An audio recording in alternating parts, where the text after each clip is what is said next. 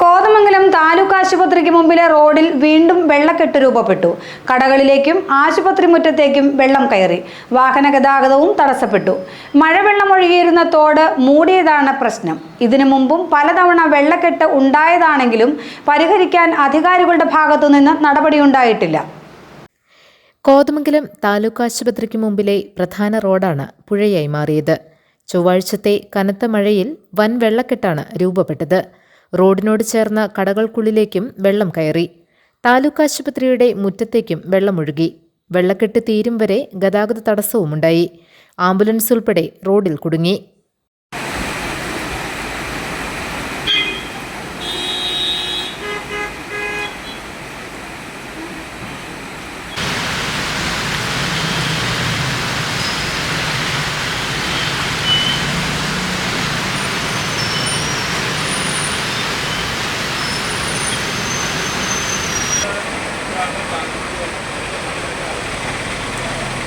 ഇവിടെ മുമ്പും പലതവണ വെള്ളക്കെട്ട് രൂപപ്പെട്ടിരുന്നു. മഴവെള്ളം ഒഴുകിയിരുന്ന തോട് മൂടിയതാണ് കാരണം. പ്രശ്നം പരിഹരിക്കാൻ അധികാരികളുടെ ഭാഗത്തുനിന്ന് നടപടികളൊന്നും ഉണ്ടായില്ല. മഴക്കാലം ആരംഭിക്കാനിരിക്കെ വെള്ളക്കെട്ടിനുള്ള സാഹചര്യം ഇല്ലാതാക്കിയില്ലെങ്കിൽ സ്ഥിതി രൂക്ഷമാകും. GTV news, Kothamangalam.